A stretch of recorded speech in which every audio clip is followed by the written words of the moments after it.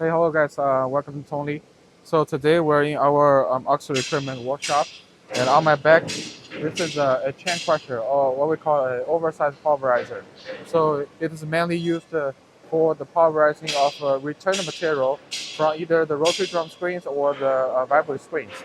So in terms of structure, you can see we have two motors. This one, the motor is WP1000, and then each motor is the 37 kilowatts, and then it is driven by a V belt, Type C V belt, and uh, uh, and then it is connected to two pulleys, and each pulley is 260 millimeters in diameter, and then we have four bearing housings here, same as the cage crusher.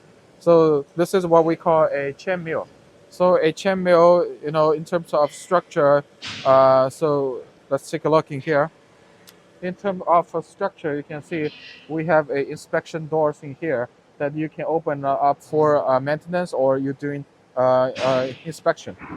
And then you can see this is the feeding chute, and then this is the upper casing, and then this is the lower casing. And then in the bottom, you can see we also have a base frame.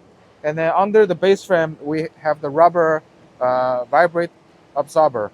So you can see these black ones are the rubber vibration absorber. The function is to reduce the vibrations of the whole machine.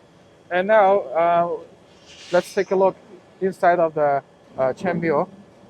So if we take inside of the chain mill, you can see the the the inside of the chain mill has SS04 lining, 2 millimeters stainless steel lining, and then this is to increase the resistance to the corrosions of the DAP fertilizer or MAP or other or Ureas, the chemicals. And then inside of the chain crusher, we have the crushing chains.